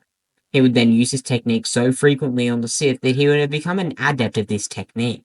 Shah Khan, now the acting Dark Lord in the absence of Crescent Sadao, had his Masasai warriors ram the invading fleets in suicide attacks as a last and only option. The heavy casualties inflicted by the Sith in this manner forced the Republic into a temporary retreat. Eventually, though, the Sith were driven to defeat, and many lower caste Sith killed themselves ritualistically with the loss of their higher-up Dark Lords. Within a few years, the Empire crumbled, and the Republic had finally emerged victorious from the war, though at a great cost of their own. The Sith worlds were absorbed into the Republic, but the Jedi chose not to destroy all the places, strongholds, libraries, and talismans of the Sith after the war, selecting a few to keep intact and study should the Sith threaten them again, many of these being quite precious. At the end of the Great Hyperspace War, it was widely thought the Sith in both religion and species were completely extinct, and many compared the attitude the Jedi had against the existence of the Sith to that of Bothans in Arcry. In reality, most of those Sith that were not killed in the bloody war were chased far into deep space, where none had returned from. However, despite the thoroughness of the onslaught by the Jedi and the Republic, the Sith species and their culture continued to endure despite all of this. Some Sith forces that survived the onslaught of the Great Hyperspace War and the Sith extinction fled Jedi shadows and Sentinels to the unknown regions of the galaxy to recover and plan revenge on the Jedi and the Republic in secret. Explorers in these regions were likely to come across Sith settlements during these times and throughout the era of the Old Republic. During other eras, however, the chance of this happening became extremely unlikely. Some Sith of a predominantly human stock from aboard the ship Omen, under the command of Naga Sadow, also managed to survive the war. The Sith had been knocked off course in the hyperspace from a collision with their sister ship Hardbrim, due to an attack by the Jedi starfighter while mining for lignin ore before the Battle of Kira. These Sith found a way to previously unknown planet called Kesh by the natives. The survivors of the human Sith descent subjected the natives, coming to be worshipped as a god like Skyborn of the native Kashiri legend. Some other Sith also fled to Vijun, the same planet featured in the Legends novel Yoda Dark Rendezvous, following the war. A small number of Sith and the Sith supporters fled to Thule, a planet that had previously been inhabited by Sith stealth forces, to regroup with Sith special forces, believing their defeat at the hands of the Jedi and the Republic was only temporary. The Sith there on Thule strove to build up an advance force, leading in a militaristic fashion to take revenge against their ancient enemies. These were not the only Sith to escape, however. Sadow had also managed to escape the annihilation he had caused with Denari Nova, feigning his death once again. Taking much inspiration from his rival in Kresh, exiled from Sith space permanently by the previously reigning Dark Lord, and declared as a criminal by the Republic, he and his followers aboard a lone starship found their way to the Yavin system, where they settled on the jungle moon of Yavin 4, the same place used by the Rebel Alliance as a temporary base of operations during A New Hope, where Sadow planned to build a base and expand from there. Elsewhere on Tund, the pure-blooded Sith magicians that had survived there over the millennia had escaped the devastation that had spread across many other worlds following the Great Hyperspace War and its effects, alongside Sith human hybrids that had settled there after the Dark Jedi exiles conquered the Sith peoples thousands of years prior. Eventually, the pure-blooded Sith society there evolved into what would be known as the Sorcerers of Kun. These dark-side, malevolent cult Force users investigated heavily into the usage of the Force and its more unorthodox applications, enough to drive some members insane. They were capable of producing powerful and extreme powers in thaumaturgy, transmorphigation, and phantasm, some of the more mysterious Force abilities. Another Sith refuge and a focal point for escaping Sith included the world of Ambriel. A Sith sorceress had once enslaved the native population there and forced them to construct a giant black obelisk over a century. Once it was completed, she experimented by forming an ancient Sith ritual utilizing the complex art of magic. However, the sorcery proved beyond her own capabilities. It resulted in a massive release of dark side energy that enveloped the planet in a perpetual storm of lightning, transforming it into a desolate world very similar to Korriban, and destroying herself and the native species on the planet in the process. Centuries before 4000 BBY, the spirits of the Sith that had fled there and died remained, embedded in the planet itself before eventually being trapped in Lake Nahaf by the Jedi Master Thon. Following the egregious defeat of the Great Hyperspace War and the carnage on Korriban, known as the Sith Cataclysm, a small armada carrying at least a few hundred pure Sith fled in the direction of the unknown regions, using random hyperspace coordinates in desperation to escape the Jedi and the Republic's onslaught. In their retreat, the Sith also brought with them tens of thousands of prisoners attained during the early victories in the Great Hyperspace War against the Republic, whose lives and descendants would be condemned to slavery in the depths of the Sith Empire. Deep in unknown space, this handful of Sith forces forged a new Sith Empire, led by the newly proclaimed Sith Emperor, a mysterious and enigmatic figure who you guys know as Emperor Vitiate, Valkorion, Tenebrae, and as well as his most trusted Sith Lord, who would eventually become the Dark Council. For 20 years, the Sith Armada drifted through deep space after the Great Hyperspace War, utilizing random hyperspace jumps and blind scouting missions to lead their way. Late in this process, the wandering Sith came across the Chiss Ascendancy, the same species and organization that would prove to produce some of the greatest minds in the Star Wars galaxy, including that of Grand Admiral Thrawn, like all other instances of the Sith encountering another species, where they came across civilizations with resources and technology that the Sith deemed useful. The renewed empire demanded the Chiss surrender to the rule of the Emperor, or be conquered, enslaved, and or destroyed entirely in the case of refusal. This Chiss surprised the Sith, however, in their response, seeking non-forcible means to solve the conflict, with the Chiss ruling class requested a meeting with the Sith, in which the military Sith leadership agreed to their confusion. In private, the best Chiss negotiators met with important Imperial diplomats, including the commander of the Imperial Guard, eventually concluding that the Chiss would become the first official allies of the Empire. Eventually, however, 20 years after their escape and their escapade into unknown space, the Empire stumbled and settled upon the long-forgotten Sith world of Dromund Kaas. Here, the Emperor would further manipulate his followers into his plans of conquest of the Republic by rechristening this planet as the true homeworld of the Sith species. Similarly, ancient artifacts, tomes, and manuscripts were found plentiful on this. At least one claimed the Dark Jedi exiles arrived on the claimed Sith homeworld around 14,000 BBY. Meanwhile, 15 years after landing on Kesh, the Red Sith portion of the Lost Tribe of the Sith secretly used Siangan Silicate to kill off all the people in the Kashiri village, trying to portray it as a plague that could potentially threaten the human Sith there. It was a last attempt to try to convince the Lost Tribe to focus on getting off the world. However, one of the human Sith who had suffered under the care of Dark Lord Ludo Crash had a grudge against all Red Sithers as a result. She had been secretly killing all the Red Sith offspring born over time on Kesh, and once she realized what the Red Sith were doing under the leadership of a Sith named Ravel Roth, she framed them, eventually converting her husband, the Grand Lord, to her cause, and launched a special event against all the Red Sith there, killing all Red Sith on the isolated world.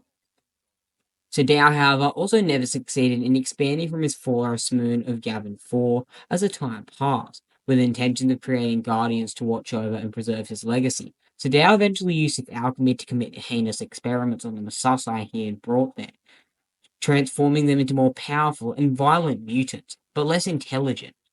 Eventually, the former Dark Lord Sadao entombed himself in suspended animation, never forgetting the empire he had once ruled before he perished. Over the centuries, these primitive, hunched, monstrous Masasai savages would come to worship one of Sadao's alchemical creations as a god, and fulfilled their role as the guardians and preservers of Sadao's legacy. This included defending long-dead Sadao's temple against Dark Jedi Frieda Nat around 4,400 BBY, 6 centuries since Naga Sadao had placed himself in stasis. However, Nat awakened Sadao's spirit and became Sadao's disciple, after learning all he could from Sadao and his knowledge stores. In a very rule of two-esque way, Nat defeated Sadao's spirit with the holocrons of both King Adas and Dark Bandedu, some of the most notable and knowledgeable ancient Sith to come before. and went on to found a Sith order not directly associated with the Sith species, but one of religion and power. 1,000 years following the fall of the Sith Empire, dark side devotees had begun to discover these Sith caches on remote worlds, where those that did not perish in the Great Hyperspace War sought to preserve their knowledge for future generations of Sith. Housing ancient Sith lore, talismans, and the like, these dark side retreats and library temples were of great concern to the Jedi Order. However, these sanctuaries continued to elude the sight of the Jedi, despite some of them knowing about it. Now we move on to the Great Sith War, one of the most pivotal wars in all of galactic history, in my personal opinion. Yavin 4 and its mutant Masasai inhabitants would be visited again centuries later by a student of the spirit of Nat, Exile Kun. In his ambitions to obtain Sith secrets, initially the primitive tribal Masasai defended the temples their ancestors had built in Zadao's honor and attacked Kun. They stripped his ship and captured the intruder, bringing him to the great Sith Temple of Fire to be devoured in a Masasai blood sacrifice, an ancient ritual used by the first Masasai. During this ritual, the god of these Masasai was awoken. This dark god was under the Sith worms that Sadao had produced through the experimental Sith alchemy years prior, and attempted to devour Kun. However, after fully embracing the dark side through a Sith amulet, Kun was able to obliterate the creature, earning the honor of the Masasai and their loyalty. However, with his newfound power provided by his embrace of the darkness and the amulet, he destroyed the spirit of Nat, like Nat had done to his own master. Like I said, very Rule of Two-esque. Kun became the ruler of these Masasai, a king, if you will, who thought that he was the foretold Dark Lord of the Sith of legend. With accordance to the ancient Sith design, Kun had his Masasai build temples as a dark side focal point. In addition, through studying ancient texts that Sadao and his followers had brought with them when they arrived on Yavin 4, Kun experimented with the Masasai himself, like Sadao had done many millennia prior. The text spoke of using Sith alchemy to alter and transform creatures through metamorphosis, warping their very biology. The Masasai legends told that this process was one that would transfer warriors into godlike entities. Convinced that the transformation would be painless and transforming into the greatest of all Masasai, the Masasai priest Zimfnir was the first to be transformed in this ancient fashion by Kun.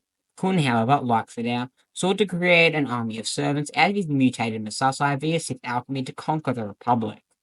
In search of fellow students of Nat, Kun took two of his new Masasai servants with him to Empress Teta, formerly Koros Mare, to fire out and destroy these potential rivals. There he found Ali Makito and Ulit Keldroma and fought them, quickly defeating Keto and entering a long-fought lightsaber duel with Keldroma. Neither of them at this time could gain the upper hand, however, and eventually the apparition of Marco Ragnos intervened once again. Drawn by the power of Sith amulets both combatants were wearing, he then proclaimed Kun the new Dark Lord of the Sith, and Keldroma his apprentice, structuring the power hierarchy between the two.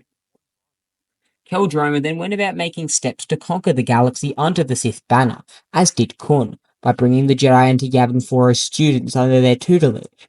After an argument broke out between Kun and the Jedi, the Masasai on the Jungle Moon misunderstood the situation and tried to protect Kun and attack the Jedi. Ceasing the attack, Kun then proceeded to convert the Jedi to his cause by unleashing the spirits of ancient Sith exiles that were trapped within the Sith holocron he had stolen, allowing them to possess the Jedi. In a premature attack against the Republic, capital of Coruscant, Keldroma was captured, so Kun and his Masasai went to Coruscant to retrieve him, while his new students set out to kill their previous Jedi Masters. Kun and his minions infiltrated the Republic Senate chamber, where Keldroma was on trial for his crimes. Kun then took control of the Senate and the guards through a Sith spell, and the Jedi tried to stop the rescue attempt, and a battle broke out between the Masasai and the Jedi, while Kun battled his own master, Blade Master Vodo Seals Sparse, a Yoda archetype of this era. Kun had some of his forces attack the Republic and then had them use Sadao's ancient ship to rip the cores out of several stars at the Kron cluster, utilizing the Sith Corsair once again, creating a chain reaction of supernovas which resulted in the destruction of both Republic and Sith navies. After the Jedi learned that Ossus was going to be wiped out by the forces of these supernovas, they desperately tried to evacuate and save the stores of Jedi knowledge at the library there. In this confusion, Kun arrived with his Masasai to claim artifacts that may have been of use to him, Sith artifacts. The mission was not a complete success, however, as ancient lightsabers were prevented from getting into Kun's hands by Ud Na and the Jedi Crado. attacking the Sith as they were about to leave, killing several Maasai warriors in the process as they attempted to defend their god Khun. Khun and the Sith then returned to Yavin 4 with their Hall of Sith lore. However, Keldroma had betrayed Khun by this point, and revealed the location of the Sith forces on the Yavin moon to the Jedi. The Jedi forces converged on Yavin 4, and knowing that he would not be able to defeat all the Jedi alone, even admitting as such, Khun tried to turn the ancient Sith knowledge to preserve his life, trying to create a de facto form of immortality. Before carrying out the ritual, however, Kun turned to some of his Masasai abominations off-world, and mutated one Masasai further still, sending him into isolation pits beneath the Masasai temples to hibernate and survive should his plans fail. Kun then summoned all other Masasai and began a ritual to free his spirit from his physical body, so he could live eternally. The ritual drained all of the Masasai's army, and their elders on the moon to support Kun. And as the Jedi fleet closed in on Kun's temples, they formed a wall of light to extinguish the dark side energies. The clash of absolute purest dark and light sides of the Force resulted in a massive fire that raged across the surface of the planet, and also contained Kun's spirit to his temple, unable to escape for over 5,000 years. The Jedi then departed the moon, set on restoring and rebuilding the galaxy, while Yavin 4 was left a barren wasteland. Following the Great Sith War, those Masasai that were taken off Yavin 4 prior to its decimation would come to live lives of their own choosing their own path and not being in servitude for the first time in history. Some deciding to live in isolation from the greater galactic society. Some others sought revenge against the Sith for the acts committed against the Masasai people on Yavin 4 and the heinous experiments the Sith performed on them.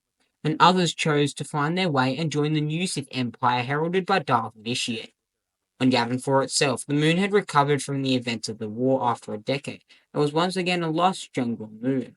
There, some Asasai had also managed to endure, and continued to inhabit the planet, dwelling around the ancient temples and the tomb of their long-dead master, Naga Sadao, while the spirit of Exile Kun lay in wait, waiting to kill its next victim, and attain a mortal body after all this time, ready to restart a new great Sith War. During this piece of relative peace in the galaxy, the Sorcerers of Tund, the same organization that had derived itself from ancient Sith pure-blooded sorcerers, presented themselves to the galaxy as powerful witches and mages, intrigued in further understanding the mysticism of the galaxy and the powers that it comprehended. When the Jedi had first become aware of the Sorcerers of Tund, they had recognized their sorcerers' ways and magical study as a practice of the Force. The Jedi then sent representatives to Tund, where they tried to recruit them and induct them into the ranks of the Jedi, and turn them away from their more hedonistic views on the Force, which the Jedi viewed as a trapping for the sorcerers in their greater mystery seeking. However, in response to some of the sorcerers' demonstrated abilities at least as great as the Jedi recruiters' own, and repeatedly declined the offers of the Jedi. Subsequently, the Jedi Council then enabled the sorcerers to continue their mystical practices of the Force in their own fashion, utilizing their alchemical creations in secret with the warrants of the Jedi. The Jedi would continue to send representatives to the sorcerers periodically, over thousands of years, but instead of recruiting them, they simply visited them to ensure that they were not venturing into the usage of the dark side, which unbeknownst to them, they had just used anyway in their own form, becoming corrupted. For most of this time, the two groups were able to coexist without any tension in a relative era of peace. However, in the years following the war with Kun, and during a time of dark wars, a powerful sorcerer and prophet named Karnak Tetsu rose to rule among the sorcerers of Tund. His reign was marked by a period of terror, and after restoration that followed, the Jedi, who had merely viewed the pure-blooded Sith on Tund as another Force sect, such as the Jal Shay or the Zaysin Shah, saw the sorcerer's beliefs as prohibited unorthodoxy. Though the Sith were involved in activities around this time, it was largely thought by the wider galactic populace that the species had died out, centuries prior, at least in its purest form, with the only Sith remaining in the form of an ideal and a religion. On Korriban, the Sith specifically, Kasai and the Masasai subspecies, continued to occupy the planet, and build an academy there to help train their further numbers and teach them the eccentric ways of the dark side. Even though their situation and civilization there was destroyed in the Great Hyperspace War, descendants of those who could not choose to abandon the planet in 27,700 BBY, these Kasai and the Masasai, would live in several isolated settlements scattered across the deserted world. There, the extremely xenophobic Sith species came to share their planet with many members of various species, with them arriving on the world, mostly in the form of bounty hunters, smugglers, and mercenaries, though these and Khazar Corporation would limit themselves to the capital of Dresden. Others, such as Sith archaeologists, scientists, and other academies, would venture into the Valley of Dark Lords from time to time to excavate and study tombs, as well as ancient manuscripts left behind by the past Dark Lord. However, these academics were only able to do so under heavy scrutiny and security, under the eyes of the native Sith people. Despite their xenophobia, at least one Sith had been in contact with the immigrant species once, with several people in the Dresden knowing a half-breed Masasai warrior that knew the location of various Torrentatex 3 years following the Great Sith War. During this time, it was rare to have any Sith adventurers exploring Republic space. The species would tend to draw attention to themselves naturally, if they did choose to explore the Republic, but even then, not many beings would recognize a Kasai or Masasai at first glance. The species also did not join the ranks of the Jedi at this time, and even in the new reconstituted Sith Empire, formal training of their species by Sith Masters was prohibited. That's not to say that it did not occur during this time. Meanwhile, through the events of the Great Sith War, Jedi Civil War, and afterward, the Sith Emperor Valkorion, who had escaped the kind of Great Hyperspace War, continued to build his empire. After draining the life of 8,000 fellow Sith purebloods, he had become nigh immortal, establishing himself on the distant planet of Dromedcast, patiently manipulating, planning, and coercing events and his vengeance against the Jedi Order. The power-hungry Sith Emperor's role in Reconstruction was a visionary alone. He went into isolation, focusing on acquiring and perfecting arcane practices of dark rituals to lengthen his lifespan eternally, as well as his undisputed rule, wrecking the ionosphere of Dromedcast and transforming it into an electric storm as a result. While doing this, logistics of the Empire's re-establishment were left to his newly formed Dark Council, on which prominent members across the years would be Darth Malgus, Ma, and Nyrith, who debated the long-term power structure of the Empire. The task of disestablishing order was given to the human Odile Viking, who brought all non-Force users together to form the Imperial military, and eventually the Imperial Navy. Throughout their first century on Dromedcast, the Sith focused their efforts on re-establishing the Sith Imperial society to its previous grandeur, during the golden age of the Sith Empire heralded by Ragnos. Within the dense jungles of the world, the capital of the Cast City was constructed, and a citadel was built as a symbol of power on the Emperor, to serve as a palace, fortress, and meeting place for the Dark Council to interact with the Emperor in the spare times that they were able to. In preparation for their imminent return to the greater galaxy, they worked ceaselessly to produce both the massive Imperial armies and fleets of advanced warships for the Imperial Armada, generations devoting their lives, over 1,000 years, all of which the Sixth Emperor Vishya presided on, to the Emperor's dreams of vengeance. Eventually, the daily life of society, including mechanics, farmers, cooks, janitors, teachers, was completely controlled by the Imperial military, the efficiency and discipline. During the early period of the newly formed empire, the Empire attempted to conquer at least one alien system from their capital of Dromedcast in the Imperial campaign. As time went on, the Sith continued to sluggishly expand their influence to dozens of worlds throughout the unknown regions, almost rivaling the expansion of their ancestral empire that had come before. The centuries leading up to the invasion of the Republic were marked by a period of cooperation and sacrifice by the Sith, as they accelerated their preparations for vengeance. Through this time, the Sith Empire and Emperor established networks in the Republic, infiltrating high areas of Republican society, such as the Jedi Order and political circles, akin to what would be derived from Darth Revan's holocron in the Bane Knight Sith. The Ovair family was a particular case of the Emperor's manipulations, appearing as Republican citizens, while also hiding their true allegiance to the Emperor. Their mission was to eliminate the spirits of other ancient Sith Lords, so the Emperor would be uncontested when he finally revealed himself and his empire to the greater galaxy, with Vishya temporarily fearing these ancient spirits of the Dark Lords, knowing the power they held in chaos. Barrow Ovair, revered false Jedi scholar, was a member of this particular family of infiltrators. And like his forefathers, he went out of his way within the Order to visit the tombs of the Dark Lords in various locations across the galaxy, disguising the travels as a study of the mysteries of the Force. Eventually, in 3756 BBY, Over and his apprentice traveled to the ancient temples on Yavin 4 to investigate the tomb of the long-deceased Naga Sadow, where they would be confronted by descendants of Sadow's metamorphosed Musasai warriors. Defeated by the Musasai, the pair were driven deep into Sadow's tomb and the catacombs of Yavin 4, coming across the lingering dark energies of Sadow himself. Over managed to escape back to Coruscant, but this apprentice was unable. Years later, it was revealed that Over had failed to seal Sadow's spirit in his tomb permanently, as he encounters his apprentice, possessed by Sadow's spirits, and convinced to destroy Over, despite Sadow's formidable powers. Over eventually defeated his possessed apprentice. His victory was celebrated by the Jedi, never suspecting Over's ulterior motives against them. During this time, Sith hybrids in this re-established, reconstituted empire, descendants of the elite ruling class in society, offspring of Kasai high priests and Dark Jedi exiled hundreds of generations prior, like Mark of Ragnos and Naga Sadow, were referred to as Sith Purebloods or Truebloods. By 4000 BBY, approximately 1000 years after the reconstituted empire was established and Naga Sadow's defeat, Purebloods were anything but pure from a Sith species point of view. The name itself was pure vanity. It had become clear that there is a direct correlation between those with enough of the old Sith blood in them to still be born with original Sith species traits and Force sensitivity. While not any stronger in the Force than the more human Sith, it was extremely rare to find a pure blood was completely without Force sensitivity, and those without Force sensitivity were heinously experimented on like they were during the era of Adis.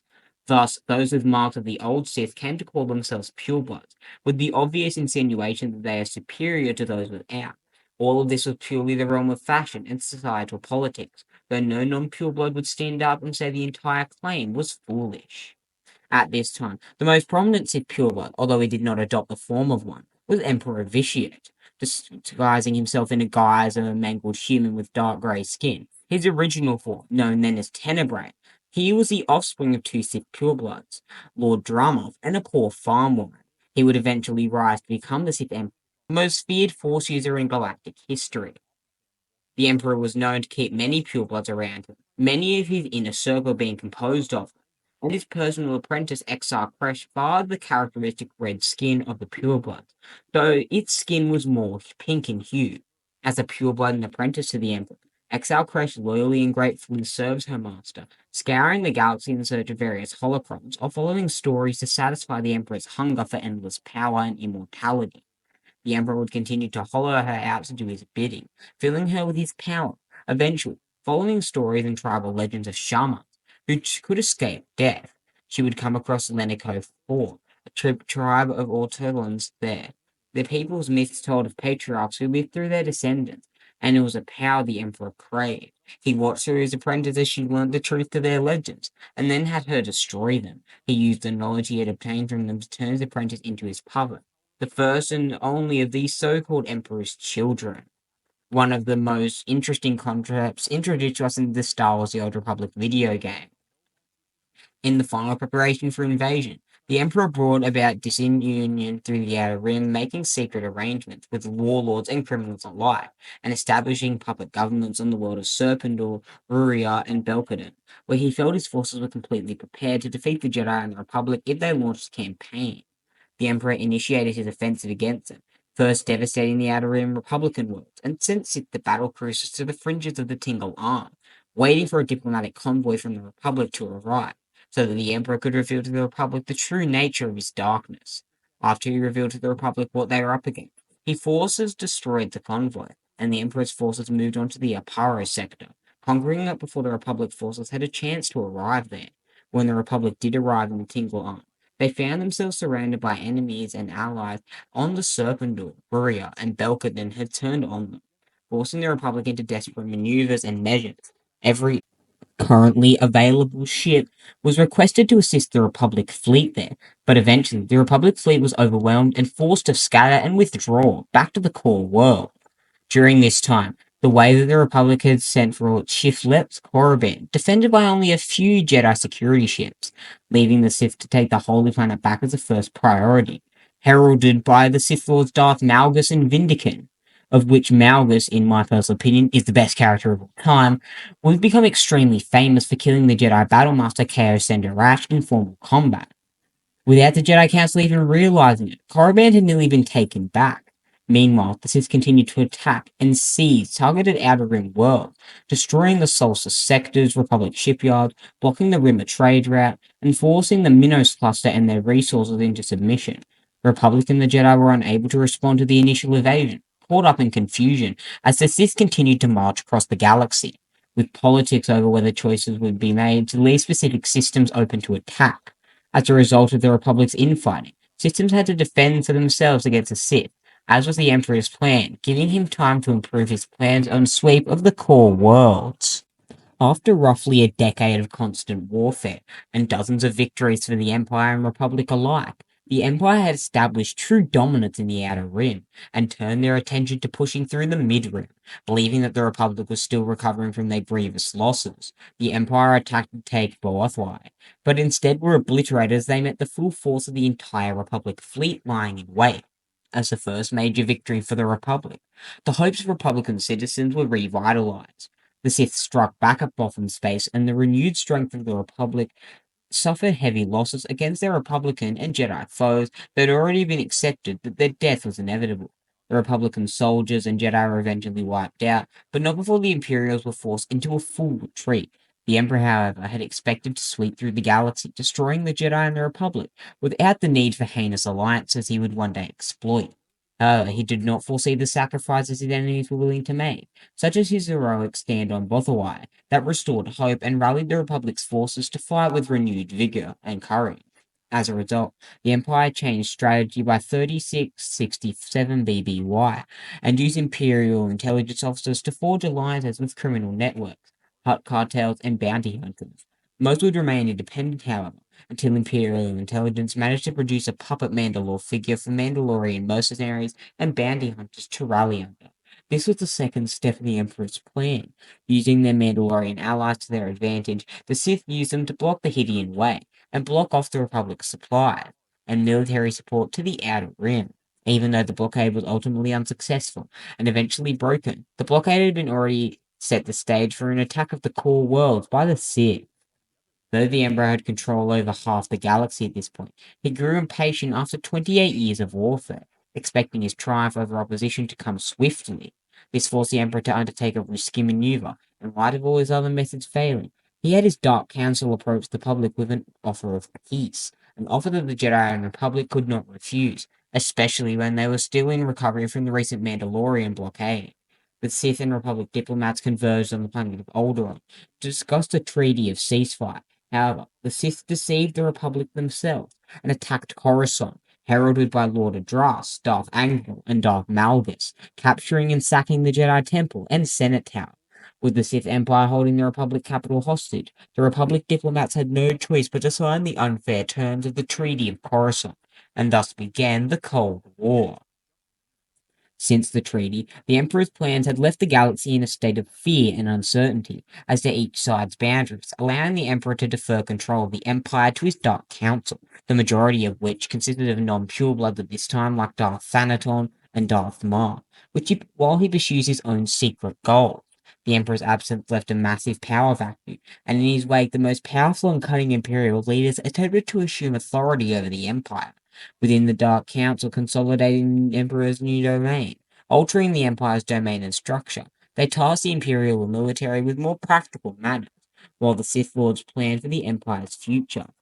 In this sense, Lords focus on recruiting and training new acolytes to their archive, to increase the Empire's power and prepare for their final confrontation with the Jedi, which they sense was on the horizon. Due to the dwindling number of Sith ranks after decades of warfare, the Sith Academy's entry requirements were relaxed. In effect, those born Force-sensitive were allowed to train and become Sith. Those in the slave caste not of proper Sith bloodlines were even admitted if born with Force sensitivity. This resulted in the training of Sith Inquisitors, warriors, and various others during the now highly stratified Empire, observed by their Sith pureblood overseers that forever loathed to work with alien species like humans, which they saw as far inferior to themselves. Sith purebloods were born into positions of privilege within the Empire during this time, and were known to have been prepared from childhood to train at the Sith Academy on Korriban, having much more substantial political power due to the fact they were of a higher concentration of pure Sith blood. In this way, purebloods became members of the class known as Sith warriors during this era. The pure-blooded warriors used their rage of their fallen ancestors to their advantage, dominating and intimidating those on the battlefield with their mere presence. Eventually, the Sith race entirely seemed to disappear, vanishing to become part of history. Largely, the species was believed not to have been seen or heard since their golden age, heralded by Ragnos. However, the Sith Lord's ancient teachings continued to plague the Republic as the term Sith branched to refer an arcane cult of devotees and religious zealots who had dedicated themselves to studying the dark side of the Force and ways of the original Sith, taking the species' name as their own, rather than being connected to the species itself. While the original Sith physically seemed to have vanished, their language especially lingered on those planets and species that had writing systems that traced back thousands of years to Sith influences, such as Mick, Arcanian, and Crusacan languages. The languages also preserved through those who sought the knowledge of the original Sith. Consequently, the language and relics dominated and outlasted the Sith species as a legacy to their overall culture, and a reminder of the darkness that had once enveloped the galaxy. Roughly 1,000 years before the Battle of Yavin during the Ruusan campaign, the Jedi Order became preoccupied with their war with Sith Lord Shir Khan and the new Sith Wars. Following the Seventh Battle of Ruusan, the Jedi ranks, depleted as they were, stopped visiting Tund, and all but forgot about the pure Sith sorcerers there. Even Darth Bane, a former Cortosis miner and prophesied Sith Ari, who was a Dark Lord of the Sith in the battle's aftermath, considered the species to be long extinct. Years later, Jedi such as Mace Windu were also under the same impression, with Mace Windu documenting as much in the Book of Sith. Around the year 45 BBY, Tung refugees settled on Tund, adding to the small world population of pure Sith sorcerers that inhabited the world. Being as solitary as the sorcerers of Tund were, they did not warm to the presence of the newcomer. As such, the sorcerers began to persecute the Tong, which eventually made its way to the Republic Senate. With this, Supreme Chancellor Sheev Palpatine convinced the public into viewing the sorcerers as charlatans, with a high regard for themselves. However, secretly being the Sith Lord Sidious, Palpatine also took an intrigue in the sorcerers, and had his agents scour their planet to discover more about the pure Sith. At least one sorcerer of Tund, such as Aldo Rossi, made his way off-world to Coruscant. Rossi started a show around 23 and 22 BBY in the Coco District Theatre as a professional magician. Eventually, in 5 BBY, a Force-sensitive probe called Rockwell Gepta, skilled in creating illusions to deceive others, very similar to the ancient Sith of old, came to Tund. Using his talents, he infiltrated the sorcerers of Tund and learned all he could about their dark side lore. Gepta was interested in the pursuit of power, more so than the rest of the sorcerers, and hence exploited what knowledge he learned from the sorcerers to extend his reach across the galaxy. In this way, the self-proclaimed sorcerer of Tund wiped out all the sorcerers and all life on Tund with green fire from an electromagnetic torpedo, after perceiving the sorcerers as competition to his goals. Many years later, in 41 ABY, a ship named the Harbinger was pulled out of hyperspace 500,000 years after they entered it, a freak time shift caused by Jedi Master Raylan Drur, destroying half of the Harbinger's hyperdrive before the jump. The ship, commanded by Sise Rogan, was carrying many Masasai warriors and other pure Sith, along with Lingnan ore that was going to be utilized by the now ancient Sith Lord Naga Sadow during the Great Hyperspace War. Drur, who was also sent forward in time, went with the Jedi Knight Jaden Korr, the same Jedi who had thwarted the resurrection of Marco Ragnos decades prior, who was led to the immediate conflict through the Force vision. The Hardbringer opened fire upon the ship Korr arrived in, now housing Drur, devising a plan to allow Korr to continue his own mission on a nearby moon, so that Drur could destroy the Hardbringer's dangerous cargo. Drur found his way to the Sith's landing bay. There, Drur fought his way through Masasai warriors to confront Rogan. After killing the Sith captain, Drur used his power of malignant ore to engulf the ship, destroying it and crashing into the moon's surface, killing himself and everyone else aboard the ancient aircraft, finally destroying any single remnant that the Sith had ever existed, once and for all. So, my friends, what did you think of this lore breakdown? And tell me if you want to see more like it. I truly love doing these in-depth guides and descriptions of ancient and enigmatic subjects, such as the Sith Purebloods. And if you want me to do any more, put suggestions in the comments and I'll gladly do it. Even if it reaches up to 10 hours, I have nothing else to do. Anyway, that's all from me. I hope you have a very good day wherever you are across the galaxy. Remember to hit like and subscribe, and I'll see you next time.